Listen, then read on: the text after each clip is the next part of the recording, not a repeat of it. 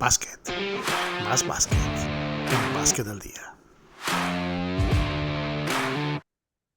Saludos, esto es Básquet al Día, les habla Víctor García, el Basket Blogger. Bueno, este episodio de hoy marca un hito importante para nosotros, un hito importante para Básquet al Día. Este es el episodio número 200. Antes de cualquier otra cosa, quiero enviarle un saludo en Barranquilla a Raúl González Moscarela, que fue parte de la génesis de este proyecto. Hoy, no podía ser de una manera diferente, tenemos a un invitado muy, muy especial. Nos va a acompañar el coach, el profesor Carlos Morales, el hombre que a través de las pantallas nos ha enseñado a muchos de nosotros, seguidores del baloncesto, a entender el deporte de una manera mucho más amplia, mucho más universal. Así que no se muevan, esto es Básquet al Día.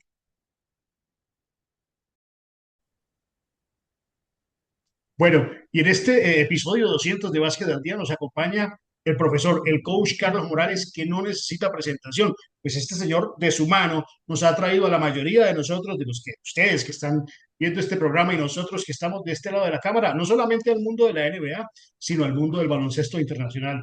Profesor, buenas tardes, gracias por acompañarnos. No, al contrario, Víctor, gracias a ti por la invitación. Para mí es un honor estar en el programa. Pero el honor es nuestro.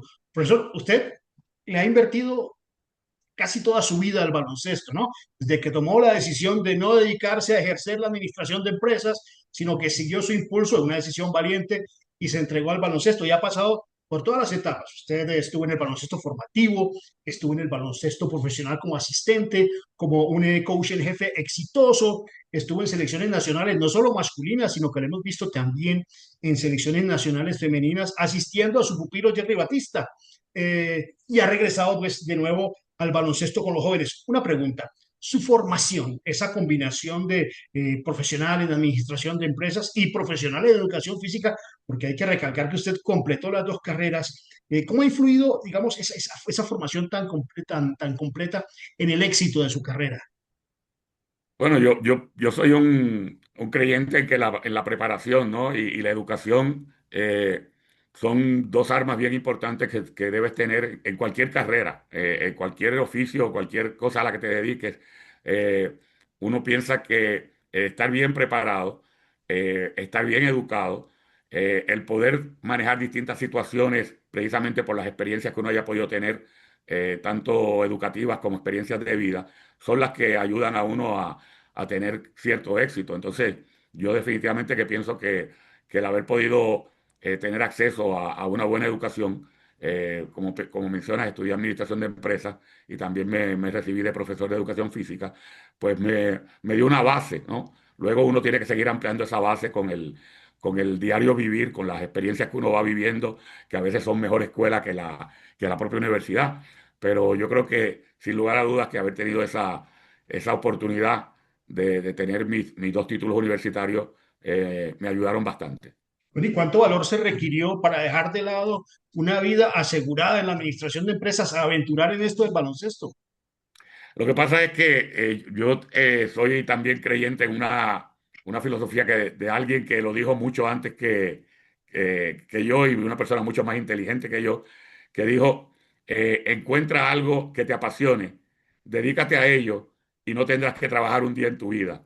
Y yo pienso que a mí me apasionaba tanto el básquetbol que no me veía en otra faceta. O sea, por un tiempo estuve en la administración de empresas, en el trabajo de diario de 9 de la mañana a 5 de la tarde. Como mencionas, económicamente le iba bien a uno, pero no era lo que me llenaba, no era lo que me gustaba.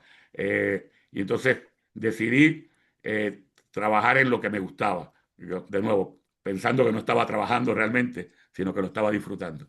Así es, bueno, y hablando de esta mixtura entre vocación y preparación, veo hoy en día muchos deportistas que cuando terminan su carrera o inclusive antes deciden ingresar a la dirección técnica en el baloncesto. A mí me parece que haber jugado no es necesariamente el prerequisito de dirigir. Y le pregunto, así como para el deportista, para el jugador de baloncesto es fundamental haber tenido la etapa de mini baloncesto, ¿qué tan importante es para un entrenador de baloncesto tener las mismas etapas en esa carrera de entrenador? Sí, yo pienso que uno, primero haber jugado te ayuda, ¿no? Definitivamente haber jugado ayuda. Pues, en mi caso personal, yo no llegué al nivel profesional como jugador.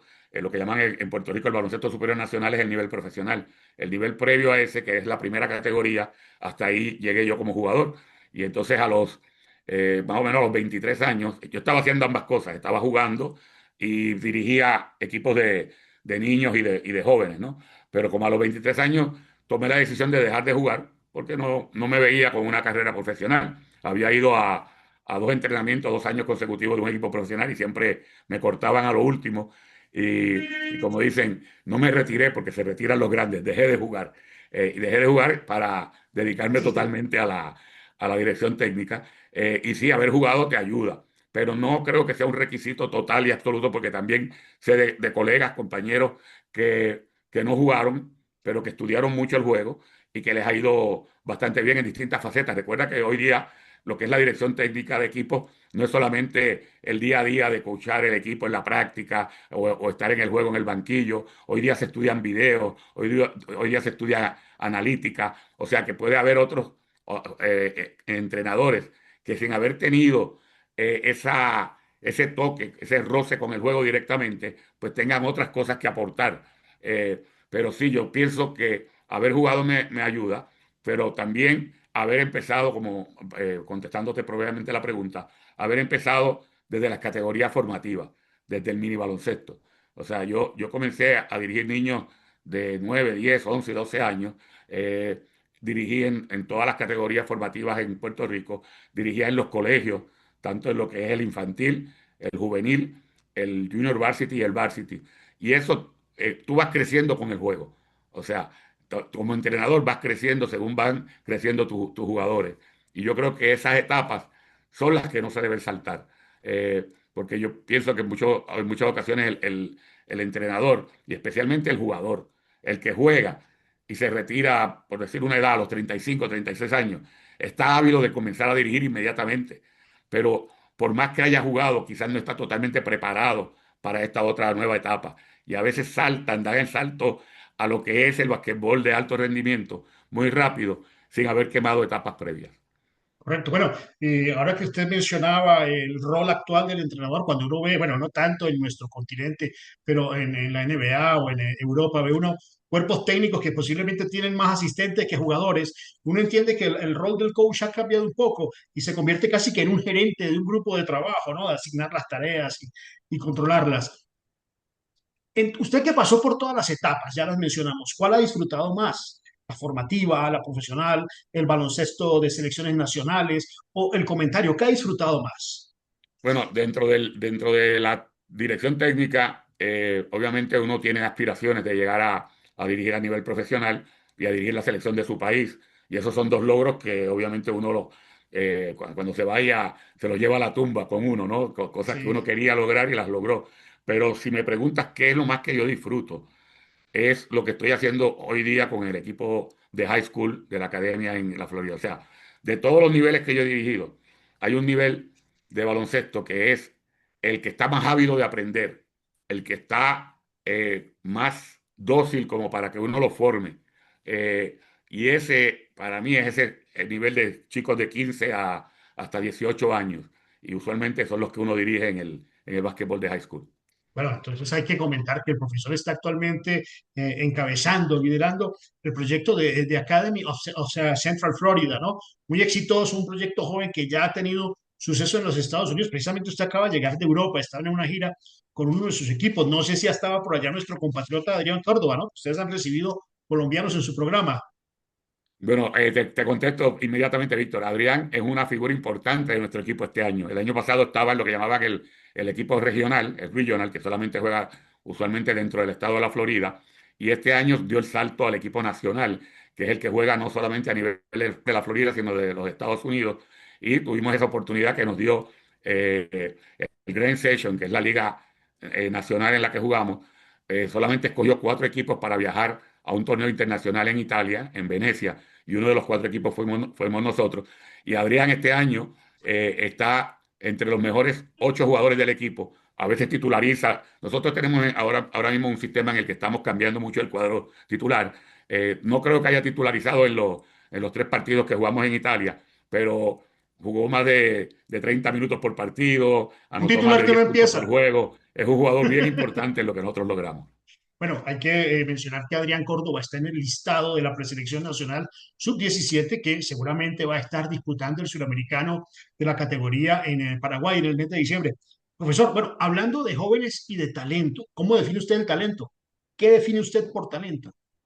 Bueno, talento yo creo que el talento es algo dado. El talento es una capacidad eh, que el creador, ¿no? Los que creemos en un ser superior, le puso a cada uno de nosotros para que nosotros podamos definirnos o podamos establecernos en distintos órdenes de la vida. Hay un talento que viene ya dado. El talento hay que desarrollarlo. Por eso también hay una parábola que dice, ¿qué hiciste con los talentos que Dios te dio, ¿no? Yo siempre hago una anécdota de un cuento que hizo mi entrenador de siempre cuando yo jugaba y que me dio mi primera oportunidad como entrenador también, Georgie Rosario, mi mentor, cuando era la época de los Chicago Bulls en su apogeo. Una vez llegamos a un entrenamiento después que Michael Jordan la había roto la noche anterior, y él decía que cuando él llegara al cielo, le iba a preguntar a nuestro creador que por qué nos había quitado tanto talento a nosotros para dárselo a Michael Jordan, ¿no? Y yo creo que el talento es eso, es algo dado que luego, a base de trabajo, a base de esfuerzo, a base de práctica, se convierte en otras cosas. A veces la Gracias. gente confunde destrezas con talento, pero yo creo que el talento viene ya de fábrica. Bueno, usted me ha dado pie al punto al que iba con esta pregunta. Usted ha mencionado a Michael Jordan y bueno, hablamos todo el tiempo de Kobe Bryant, de jugadores que son, digamos, ampliamente conocidos. Pero ellos tienen un talento que tal vez no se escauteó en su momento, porque normalmente el talento que escautean es el talento visible, la talla, la envergadura, la saltabilidad, la velocidad. Pero estos tipos lo que han tenido es una capacidad de trabajo superior a la de los demás. ¿Cierto? ¿Cómo se escautean esos intangibles, la capacidad de trabajo, el intelecto, la comunicación, la capacidad de integrarse a un equipo? ¿Cómo se escautea eso? Sí, yo creo que la única forma es viendo a cada cual en su hábitat. Por ejemplo, una de las cosas que cuando uno va a reclutar en el basquetbol universitario o en el basquetbol de high school es reclutar buenos jugadores, pero buenas personas primero. Y entonces, si tú vas a decir, no, la capacidad de trabajo de fulano, de cualquier jugador, bueno, la capacidad de trabajo solamente la puedes ver en su hábitat, en su entrenamiento. Si lo vas a ver a él entrenando o si lo vas a ver en una práctica formal para ver cuál es su capacidad de trabajo. Lo mismo, ¿es buena persona o no? Bueno, a ver cómo trata a sus pares, a ver cómo trata a sus padres, a ver cómo trata a sus profesores, a ver cómo trata a las personas que no le van a servir de mucho. O sea, cuando tú dices, no, porque el coach vino y ese chico fue tremendo, ¿no? Sí, claro, porque él está lidiando con el coach. Pero ¿cómo lidia con cualquier otra persona en el día a día? Entonces, nosotros siempre tenemos que estar buscando tener en cuenta que a la persona tú la vas a conocer si la ves en su hábitat. Porque en muchas ocasiones queremos pretender que porque vimos un muchacho que salta mucho o que tiene gran capacidad para anotar, nos va a servir como gran jugador. Y posiblemente hay otras cosas más importantes que esas que estamos pasando por alto. Así es decir, el escauteo es un proceso que toma tiempo, que no se circunscribe a lo que hace el jugador con el balón. Yo creo que el buen scout no solamente mira lo que hace mientras está jugando, sino mira también qué hace mientras está sentado en el banquillo. Bueno, usted de jugadores que se han superado, conoce un poquito. Usted, por ejemplo, dirigió a Piculín Ortiz, que fue un jugador que tal vez en sus comienzos no se esperaba que fuese lo que llegó a ser, pero que a base de trabajo se construyó. Bueno, profesor, en el baloncesto actual, hemos hablado ya vamos como en la quinta revolución del baloncesto, ¿no? La revolución del triple, del ritmo de juego, pero antes de que habláramos de la revolución del triple y del ritmo de juego, pues usted ya estaba aplicando eso con los Atléticos de San Germán, cuando tenía una pareja de guardias bien dinámica, entre las que estaba nuestro conocido Eddie Casiano, estaba quien ya mencionamos, Piculín Ortiz. ¿Usted dónde tenía la bola de cristal que sabía que ese era el futuro del baloncesto? Fíjate, había comenzado un poquito antes de eso. En mi primer año dirigiendo en la liga profesional fue a los Indios de Canóvana. Y era una época, yo dirigí en el 88 como mi primer año, y en el 87 llegó al Final Four en el básquet universitario, la Universidad de Providence, de la mano de Rick Pitino. Y la filosofía de la Universidad de Providence en ese momento, cuando no se estilaba a lanzar mucho el triple, era tratar de intentar por lo menos 20 triples por partido.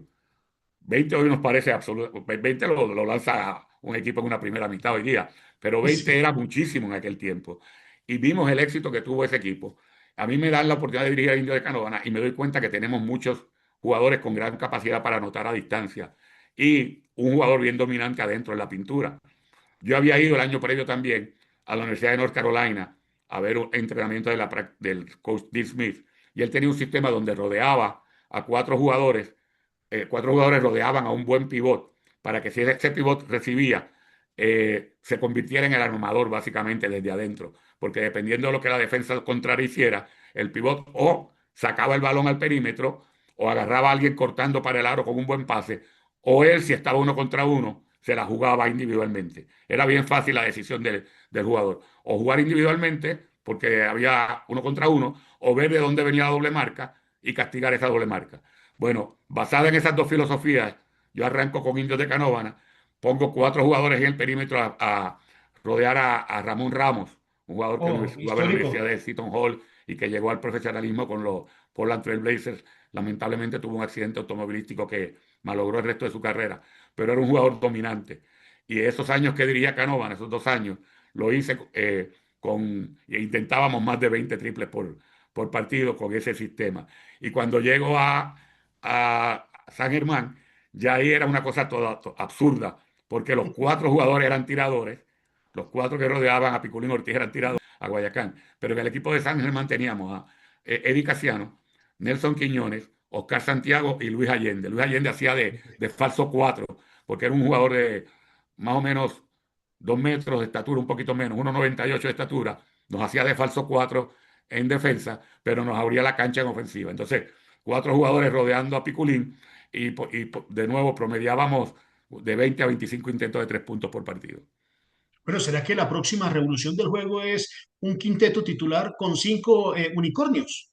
Estamos viendo a Albert Bueno, Sengun, a casi, Nikola casi, Jokic, casi, casi ya lo tiene Houston, a sí. Víctor Wembanyama, y estamos viendo, se ha mostrado poco, pero el chino Jan Hansen, jugadores grandísimos que tienen la habilidad de poner la bola en el piso. ¿Será que vamos a eso? Tú sabes que ya con Houston casi lo vimos en los primeros partidos. Ellos básicamente jugaron sin armador, claro, Claro. estando Van Vliet lesionado, decidieron hacer ese experimento y el jugador más bajo en el cuadro titular medía 2 metros 1. Y lo mismo pasó con Dallas Mavericks, que también por no tener a Kyrie Irving Quieren hicieron poner un a Cooper Flag. experimento sí, pero yo creo que ese experimento no les está saliendo tan bien. Primero, en la tabla de victorias y derrotas, y segundo, porque Cooper Flag no está pudiendo demostrar todo el potencial que tiene, ¿no? ¿No? Pero sí, ya hemos visto a equipos que han decidido irse bien altos, con jugadores obviamente que puedan jugar adentro y afuera, porque de nada nos valdría tener 5 tipos de 2 metros 13 jugando al mismo tiempo si no tuvieran la habilidad para poderse desempeñar en las distintas posiciones. Pero sí hemos visto una tendencia precisamente por la evolución, no tanto del juego, sino la evolución de los atletas. Un buen Bañamá hubiese sido imposible pensarlo hace 10 años atrás.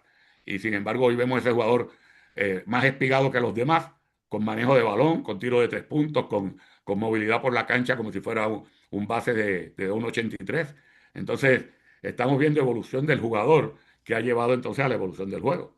Correcto, me parece que ese es el sentido lógico de las cosas. Pasamos de la época de no, no, no, no, cuando el grande cogía el rebote y quería driblarlo, al sí, sí, sí, sí, porque hoy en día se trata de que el hombre grande inicie la ofensiva con el grab and go. Pero, coach, los retos de pasar el mensaje a los jugadores.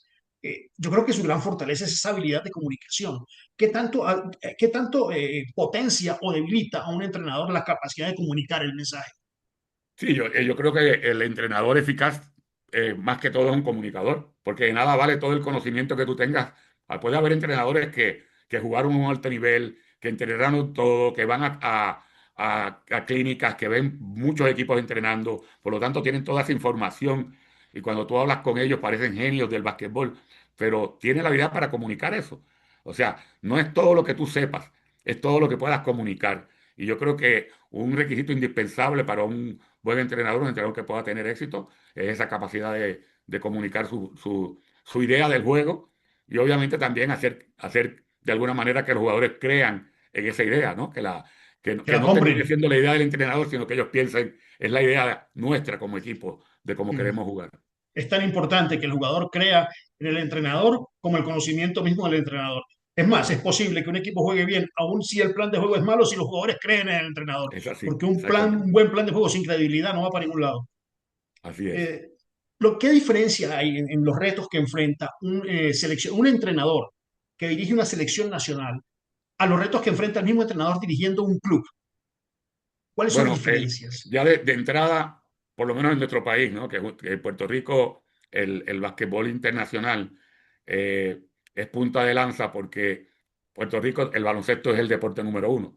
Entonces, se dice que en Puerto Rico el gobernante principal, que es el gobernador de Puerto Rico, nosotros no tenemos presidente por ser un territorio de los Estados Unidos, el gobernador pues, recibe mucha crítica, recibe mucho interés de la prensa, mucho interés del público en general. La segunda persona más auscultada en Puerto Rico es el entrenador del equipo nacional de baloncesto, luego del gobernador. O Bueno, sea, usted vivió eso durante 7 años. ¿Cómo sobrevivió? bueno, así, tratando hoy día se habla mucho, yo no lo entendía de esa manera en aquellos tiempos, pero hoy se habla mucho de que el ruido externo, tratar de bloquearlo, bloquea el ruido externo para que te puedas encargar de lo importante. Yo no conocía ese sistema, pero sí bloqueaba el ritmo. Tú sabes que durante los torneos internacionales y demás, yo no seguía la prensa. Yo trataba de no leer a la prensa, no trataba de no, en ese momento no había redes sociales, gracias a Dios, pero yo no, yo me trataba me convertía en un ermitaño con mi equipo. O sea, me metía dentro de esa burbuja con mi equipo y trataba de alguna manera de que todo lo que se estuviera hablando fuera no me afectara, no entrara a ese, y así se lo hacía saber. A veces alguien me decía, ¿viste lo que escribió fulano de ti? No, no, no. Por favor, no me lo digas. Si tú quieres que yo haga un buen trabajo, no me lo digas. Permíteme mantenerme acá en mi mundo. Entonces, era importante eso, porque como te digo, el trabajo más auscultado en Puerto Rico, luego del gobernador, es el del coach nacional. Bueno, me da pie a hacerle una pregunta. Un colega suyo, un colega que usted aprecia mucho, Sergio Hernández, lo escuchaba en una entrevista reciente hablando de un cambio, un vuelco que él le dio, digamos, a sus hábitos, a su approach al juego, sino a lo que pasa después. Él comentaba que las derrotas eran muy frustrantes para él, que no podía dormir después de haber perdido un juego, que si se ganaba una medalla de plata se la metía al bolsillo, no se la quería ni colgar, que él entendió que eso afectaba no solamente su vida profesional, sino su vida personal. Claro. Y cambió, digamos, un poco su orden de prioridades. Usted en, no sé, 40 años que ha llevado en la dirección técnica, ¿cómo ha afectado el baloncesto? Si lo ha afectado, si la ha afectado su vida familiar y cómo enfrenta usted la frustración. ¿Puede usted dormir después de un mal juego? ¿Puede usted dormir inclusive aún después de un buen juego? Bueno, cada vez me afecta menos, pero en principio era exactamente así como Sergio lo describe. O sea, terminaba un partido y cuando terminaba el partido, si había perdido, estaba mirando el techo toda la noche pensando en lo que pude haber hecho distinto. Terminaba un partido que habíamos ganado, la adrenalina estaba tan y tan alta que en ese momento era que nos íbamos a cenar, 10, 11 de la noche a cenar, para llegar a la casa igual seguir dándole vuelta al partido, pues, en este caso desde el punto de vista positivo, y se me hacía bien difícil irme a la cama, quizás me quedaba dormido a las 3 4 de la mañana. En las derrotas sufrió mucho mi primera esposa, Abuela, la fallecida ya, y mis hijos, porque yo era como me trataba de cerrar y no me hablaba nadie, no me podía hablar nadie, ¿no? Entonces me di cuenta de que yo estaba eh, afectando mi vida familiar, estaba afectando a mi pareja, estaba afectando a mis hijos y fui modificando eso poco a poco. Y hoy día trato de quitarme el partido de encima tan pronto termina. Tan pronto el juego termina, me lo estoy tratando de quitar encima. No siempre lo he logrado.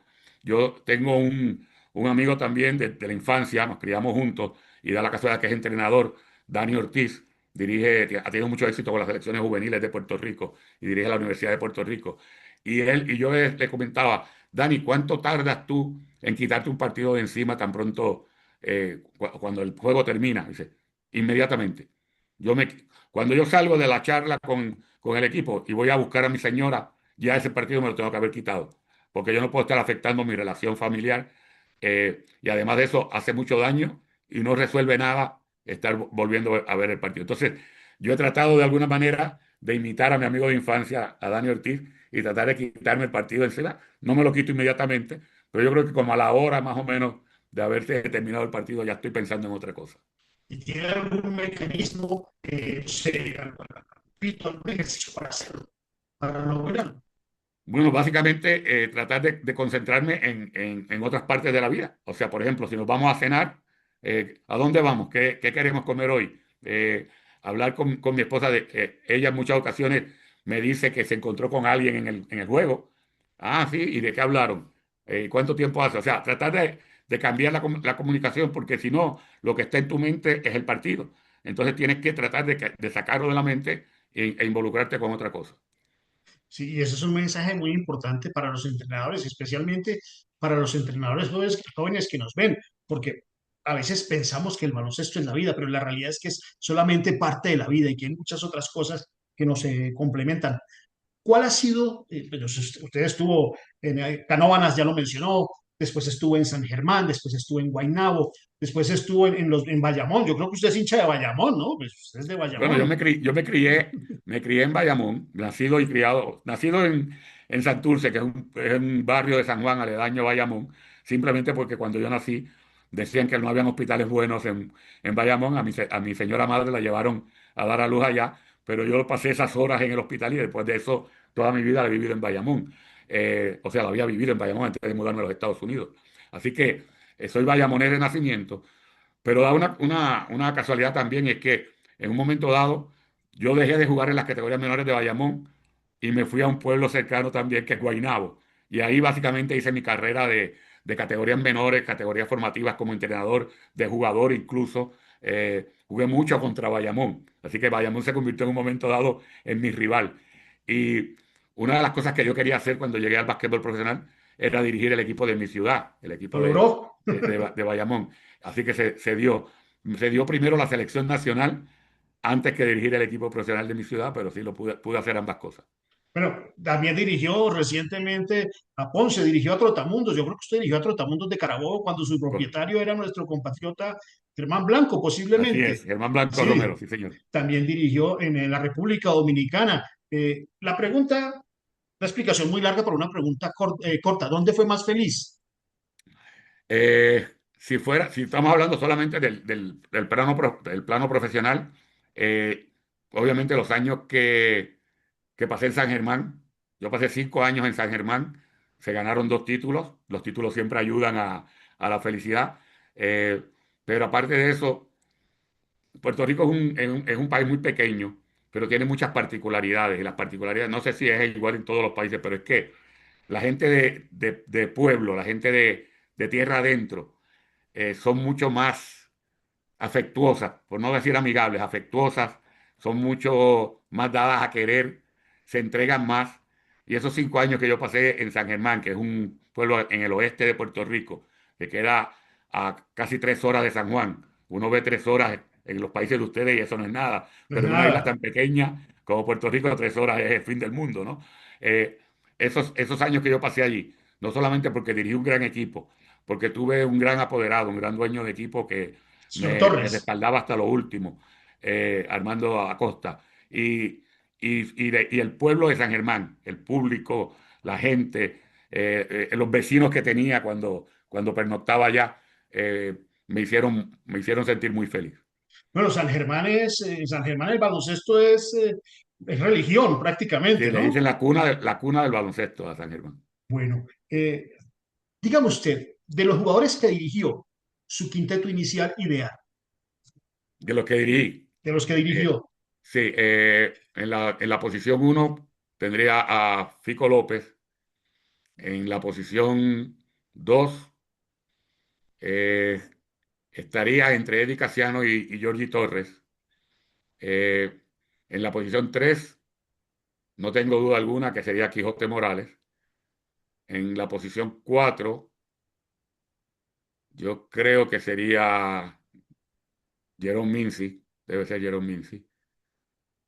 Y en la posición 5, sin lugar a dudas, el que considero el mejor jugador de la historia, que es Piculín Ortiz. Claro está, en la posición 3 hay un jugador que yo nunca dirigí porque es mayor que yo y fui asistente de él. Para mí es el segundo mejor en la historia de Puerto Rico, que es Raymond Dalmau. Raimundo. Pero de los que dirigí, el mejor fue Quijote. Bueno, ahora que mencionó usted a Raymond Dalmau, me da la oportunidad de hacer una pregunta. Alguna vez escuché a Raymond Dalmau decir que, digamos, un punto importante de su evolución como entrenador fue cuando él se dio cuenta que, a ver, Raymond Dalmau, como usted lo dice, es un jugador importantísimo, uno de los mejores jugadores en la historia de Puerto Rico, pero como entrenador, él quería que los jugadores entendieran el juego y que hicieran las cosas tan fáciles como eran para él. Correcto. Y tenía que lidiar con la frustración de no lograrlo. Pues por supuesto no lo iba a lograr porque Raymond Dalmau es uno y los demás son mortales. ¿Cómo, qué tan común es eso en los exjugadores que pasan a dirigir? Es bastante común y Raymond hizo la transición. O sea, Raymond después, su tercer o cuarto año como entrenador era mucho mejor que sus primeros dos, porque pudo hacer esa transición. Imagínate que en un momento dado, cuando él acababa de retirarse, sacaba a uno de los, cuando iban a jugar 5 contra 5 en el entrenamiento, sacaba a uno de los jugadores y se metía a él al principio. O sea, no había podido dejar atrás su etapa de jugador todavía. Pero ya en su tercer o cuarto año se dio cuenta precisamente de lo que menciona, de que Raymond Dalmau hay uno y estos otros jugadores no tenían esa misma mentalidad, la mayoría. El que puede hacer esa transición se puede convertir en un gran entrenador. Hay algunos que no pueden. De hecho, el caso del fallecido Jerry West, que te dice que él odiaba, Sí. cuando él se retiró, fue entrenador de los Lakers y odiaba esa faceta porque no entendía cómo era posible que los jugadores no vieran lo que él estaba viendo, si era tan fácil verlo. Y él no pudo nunca hacer esa transición y lo que decidió fue no dirigir más.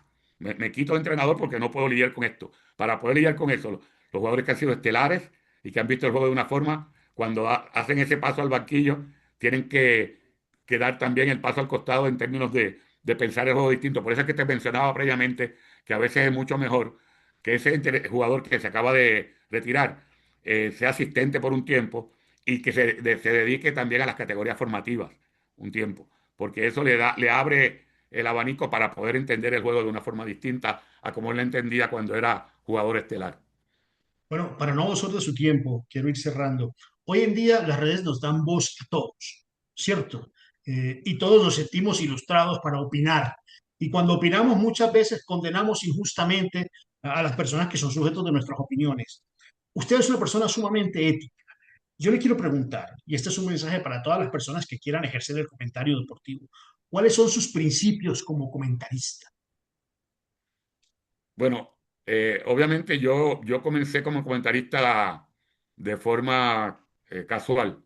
Da la casualidad que cuando empezamos a tener éxito con los equipos profesionales en Puerto Rico, eh, llegó un momento en que si no llegaba a mi equipo a finales, a mí me invitaban para que fuera comentarista invitado, valga la redundancia, a las finales de esa liga, ¿no? Y en un momento dado, Álvaro Martín, que luego se convirtió en mi compañero de toda la vida, tenía los derechos, junto con un socio, para transmitir por radio en el área de Connecticut, Nueva York y New Jersey los partidos del básquet universitario de la Universidad de St. John's. ¿Por qué era eso? Porque St. John's contaba en aquel momento con Luis Felipe López, ¿Ok? que era una figura tan importante, que era de estas figuras que llegó al profesionalismo, llegó a la NBA, pero no llegó a ser lo que se proyectaba de él, porque en el basquetbol universitario se proyectaba que podía ser el próximo Michael Jordan. Así que St. John's, esta empresa que tenía Álvaro, Smart Sports, se dedicaba a comprar derechos de equipos locales en Nueva York para transmitir en español.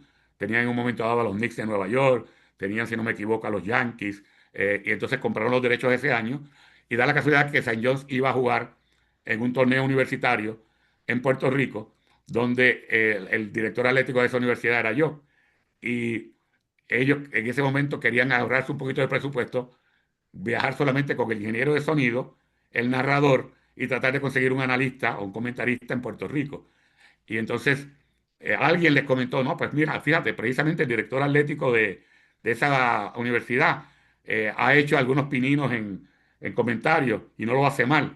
Y entonces me llegó una llamada de Álvaro para ver si yo podía acompañarlo en las transmisiones. Eran 3 partidos que ellos jugaban y yo compartí con él, hicimos muy buena química y me dice, oye, ¿no te interesaría hacer esto a tiempo completo en algún momento dado? Y yo, bueno, en algún momento, no, no hoy día, pues soy director atlético de esta universidad, dirijo el equipo nacional, dirijo la liga profesional, pero en algún momento. Eso fue alrededor del 1994, si no me equivoco. En el 99, cuando yo salgo del equipo nacional, me llega una llamada precisamente de Álvaro para decirme que su compañero en ESPN había renunciado porque le había llegado una oferta de otra empresa y que había quedado en medio de la temporada eh, vacante la posición de analista de NBA, que se estaba dispuesto a ir a hacer una prueba conÉrico. Y fui a hacer la prueba, aparentemente no, realmente le gustó al productor y me ofrecieron el trabajo. Obviamente sin yo tener conocimiento de todas las cosas. Álvaro Martín ha sido mi mentor. Él dice que yo soy su mentor en el básquet. Él es mi mentor de decirme, párate aquí, mira la cámara, sonríete ahora. Ese tipo de cosas. Deja el juego respirar. En este momento viene algo espectacular, pero nos vamos a callar la boca los dos para que la gente sienta el ambiente. O sea, fue mi profesor. Aparte de eso, entonces está lo que tú le puedes aportar al juego por tu conocimiento previo como jugador y entrenador y lo que mencionabas, la ética de tratar de ser una persona que le va a dar al televidente, en aquel caso, eh, todo lo que le pueda dar de conocimiento, pero sin ser crítico en demasía o crítico de manera injusta del protagonista, de las personas que están, porque esos son los que se están rompiendo la piel ahí dentro. Y uno en muchas ocasiones habla como si uno tuviera conocimiento de todo y lo supiera todo y lo pudiera hacer mejor que ellos. En muchas ocasiones me preguntan a mí que si yo hubiese hecho eso y es que un entrenador tomó una decisión y le salió mal.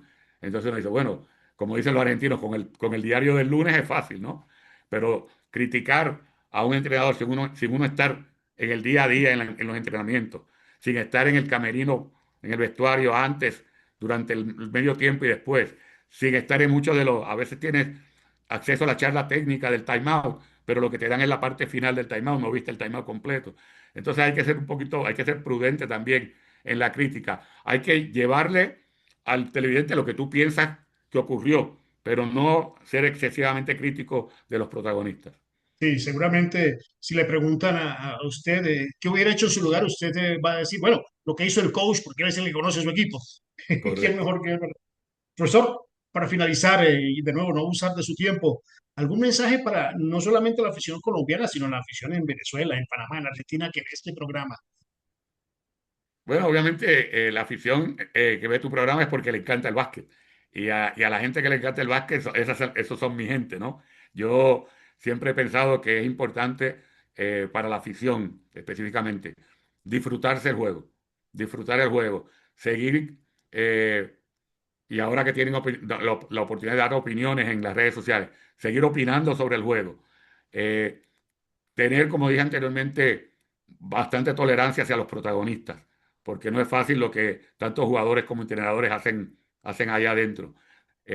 Y sobre todo, aprovechar el deporte para aunar lazos, que el deporte no nos divida, sino que nos una. Yo tengo un compañero de la high school que hoy día es hincha de los Vaqueros de Bayamón.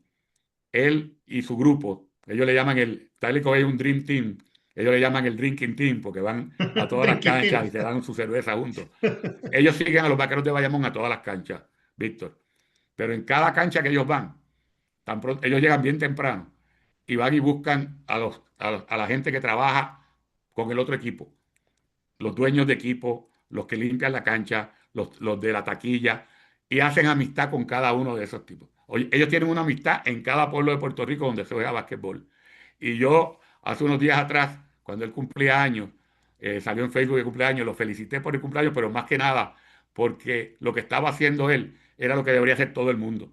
Utilizar el deporte como excusa para unar lazos y para hacer más amistades. Así que ese sería mi mensaje a los seguidores. Contundente. Profesor, le agradezco por el privilegio que nos ha brindado al regalarnos estos minutos. Ojalá podamos volvernos a ver pronto en Colombia en algún momento. Le envío un abrazo en nombre de toda la afición colombiana del baloncesto. Abrazo igual para ellos y para ti, Víctor, y muchas gracias. Seguimos.